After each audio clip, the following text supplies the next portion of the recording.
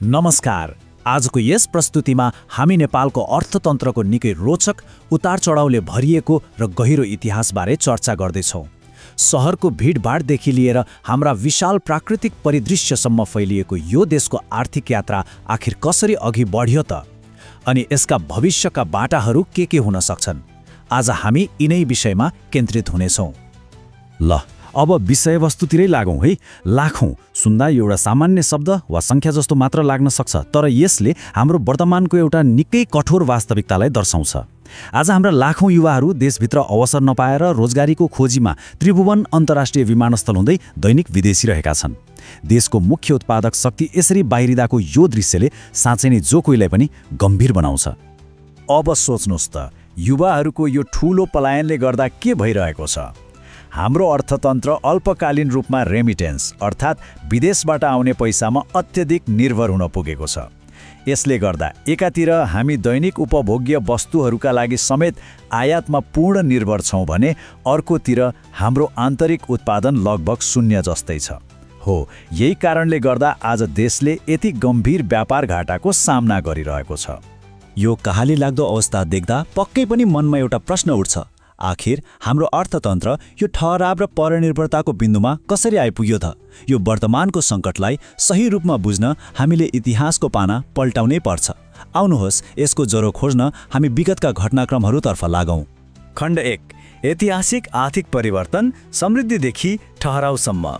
हेर्नुहोस्, देशको आर्थिक अवस्था सधैँ यस्तो निराशाजनक भने पक्कै थिएन। हाम्रो विगत निकै गतिशील र समृद्ध पनि थियो। हाम्रो समग्र आर्थिक इतिहासलाई फर्केर हेर्ने हो भने मल्लकालदेखि आधुनिक युगसम्म आइपुग्दा अर्थतन्त्रले कसरी समृद्धिको उचाइबाट बिस्तारै एक्लोपन र ठहरावको बाटो तय गर्यो भन्ने कुरा छर्लङ्ग हुन्छ। यसका लागि मुख्य गरी यी चारवटा कालखण्डको आर्थिक दिशा बुझ्नुपर्ने हुन्छ। प्राचीन समय, अझ विशेष गरी मल्लकाललाई हेर्ने हो भने नि त्यो साँच्चै नै एउटा स्वर्णयुग थियो। त्यति बेला काठमाडौँ उपत्यका भारत र तिब्बत बीचको निकै महत्त्वपूर्ण व्यापार मार्गमा पर्थ्यो। व्यवस्थित कर प्रणाली, फस्टाएका सहरहरू अनि हस्तकला, धातु, कपडा र मूर्तिकलाको व्यापारले नेपाललाई एकदमै आत्मनिर्भर र समृद्ध बनाएको थियो। हाम्रा ऐतिहासिक वास्तुकलाहरूले आज पनि त्यति बेलाको आत्मनिर्भर स्थानीय उत्पादन र आर्थिक उचाइको बलियो गवाही दिन्छन्। त्यसपछि 18औं शताब्दीमा नेपालको एकीकरण भयो। यसले देशमा राष्ट्रिय एकता त पक्कै बलियो बनायो, तर सँगसँगै विदेशी प्रभावबाट जोगिनु भनेर पूर्ण आत्मनिर्भरताको नीति पनि अपनाइयो। यसको सिधा असर के भयो भने बाह्य व्यापार र अन्य देशहरूसँगको सम्पर्क निकै सीमित हुन पुग्यो। अनि सुरु भयो 1846 देखि 1951 सम्मको राणा शासन। इतिहास र स्रोतहरूले यो अवधिलाई नेपालको अर्थतन्त्रको निकै कमजोर कालखण्ड मान्दछन्। राज्यको सम्पूर्ण शक्ति सीमित शासक वर्गमा मात्र केन्द्रित भयो र देश बाहिरी दुनियाँबाट लगभग अलग जस्तै भयो, जसको परिणामस्वरूप जनताका लागि शिक्षा, उद्योग र पूर्वाधारको विकास पूर्ण रूपमा रोकियो अनि हाम्रो अर्थतन्त्र लामो समयसम्म गहिरो ठहरावमा फस्यो। खण्ड 2, आर्थिक सुस्तताका दशक, आधुनिक सङ्घर्ष।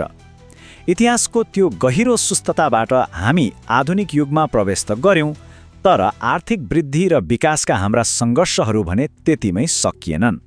सन् 1951 पछि प्रजातन्त्रको स्थापनासँगै देशले आधुनिक विकासको बाटो समात्न त खोज्यो।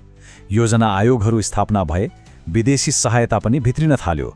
तर विडम्बना, बारम्बार सरकार परिवर्तन हुने राजनीतिक अस्थिरता र बढ्दो भ्रष्टाचारले गर्दा यी प्रयासहरूले सोचे जस्तो गति लिनै सकेनन्। 1990 पछि बहुदलीय व्यवस्था आए पनि स्थायित्वको अभावले गर्दा राम्रा र दीर्घकालीन आर्थिक नीतिहरू कहिल्यै सफल रूपमा लागू हुन पाएनन्। खण्ड 3, हाम्रा सम्भावनाहरू, सुधारको बलियो जग।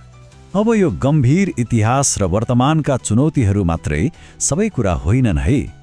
नेपालभित्र अझै पनि प्रयोग नभएका यस्ता विशाल अवसर र सम्भावनाहरू लुकेर बसेका छन्, जसले एउटा बलियो अर्थतन्त्रको जग पक्कै बसाल्न सक्छन्।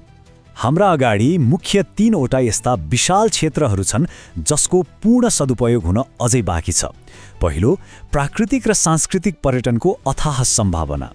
दोस्रो, हाम्रा तीव्र गतिमा बग्ने नदीहरूमा लुकेको जलविद्युत क्षमता। र तेस्रो तथा सबैभन्दा महत्त्वपूर्ण, हाम्रो ऊर्जावान युवा जनशक्ति। साँच्चै भन्ने हो भने यी 3 स्रोतहरूले हाम्रो अर्थतन्त्रलाई काया पलट नै गर्न सक्छन्। खण्ड 4 सुधारका 5 आधार स्तम्भ, अघि बढ्ने स्पष्ट बाटो। अब प्रश्न उठ्छ, यी सम्भावनालाई वास्तविकतामा कसरी बदल्ने त? यसका लागि हामीसँग प्रष्ट र कार्यमूलक समाधानहरू हुनै पर्छ। हामीलाई आत्मनिर्भर अर्थतन्त्रतर्फ डोर्याउन 5 वटा रणनीतिक आधार स्तम्भहरू छन्। कृषि र उद्योगको आधुनिकीकरण, प्रविधि र सिपको विस्तार, सुशासन, पर्यटनको ब्रान्डिङ र जलविद्युत निर्यात। आउनुहोस् यी समाधानहरूलाई एक एक गरी हेरौँ। पहिलो पिलर हो उत्पादन। हामीले हाम्रो अर्थतन्त्रलाई आयातबाट हटाएर उत्पादनमुखी बनाउनै पर्छ।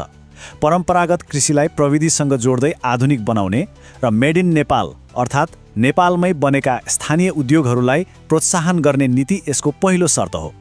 आन्तरिक उत्पादन बढाएर मात्र व्यापार घाटा कम गर्न सकिन्छ। यो कुरामा दुई मत छैन। अब कुरा गरौँ दोस्रो पिलरको, जुन हो रोजगारी। हाम्रा युवाहरू यसरी देश छोडेर जानुको मुख्य कारण नै देशभित्र रोजगारीको अभाव हो नि, होइन र?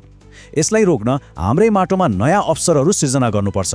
विशेष गरी सूचना प्रविधि अर्थात् आइटी, डिजिटल क्षेत्र र सिपमूलक शिक्षामा। प्रविधिमा आधारित स्टार्टअप र डिजिटल अर्थतन्त्रले यो प्रतिभा पलायनलाई रोक्न ठूलो गेम चेन्जरको भूमिका खेल्न सक्छ। तेस्रो र सायद सबैभन्दा महत्त्वपूर्ण पिलर सुशासन। हेर्नुहोस्, सुशासन र पारदर्शिता बिना बाँकी कुनै पनि पिलरले काम गर्न सक्दैनन्।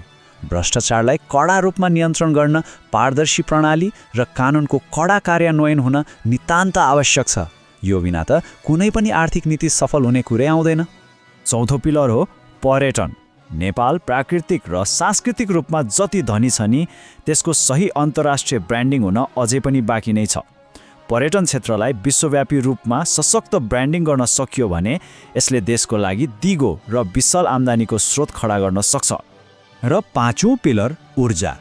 हाम्रा नदीहरू केवल बगिरहेको पानी मात्र होइनन्, ती त अथाह सम्भावनाका खानी हुन्। जल स्रोतको सही उपयोग गरेर जलविद्युतको उत्पादन बढाउने र त्यसलाई निर्यात गर्ने हो भने यसले हाम्रो अर्थतन्त्रलाई दीर्घकालीन स्थायित्व र अपार राजस्व पक्कै पनि प्रदान गर्छ। खण्ड 5 आत्मनिर्भर भविष्य हाम्रो पुस्ताको हातमा। यी 5 समाधानहरू हेर्दा हामीलाई के महसुस हुन्छ भने एउटा बलियो र आत्मनिर्भर अर्थतन्त्रको निर्माण पक्कै पनि सम्भव छ। त्यसैले यो सम्पूर्ण चर्चाको सबैभन्दा महत्त्वपूर्ण निष्कर्ष के हो भने नेपालको अर्थतन्त्रको मुख्य समस्या स्रोतको कमी हुँदै होइन, बरु व्यवस्थापन र नीतिको कमजोरी हो। देशमा स्रोतको कुनै कमी छैन। यदि सही योजना, स्थिर राजनीति, पारदर्शिता र इमान्दार मेहनतलाई साँच्चै प्राथमिकता दिइयो भने बलियो अर्थतन्त्रको निर्माण बिल्कुल सम्भव छ। आज हामीले नेपालको आर्थिक इतिहासको उतार चढाव र भविष्यको सुनौलो बाटो दुवैको विश्लेषण गर्यौं। तर अन्त्यमा एउटा निकै गम्भीर प्रश्न भने बाँकी नै रहन्छ। के वर्तमान पुस्ताले यो विशाल सम्भावनालाई एउटा सुन्दर वास्तविकतामा बदल्न सक्ला त? के हामीले देखेको प्रगतिको सपना साकार होला? यो प्रश्नमा विचार गर्दै आज सिकेका कुराहरूलाई मनन गर्न सकिन्छ। आजको यो प्रस्तुतिमा हामीसँग जोडिनु भएकोमा धेरै धेरै धन्यवाद।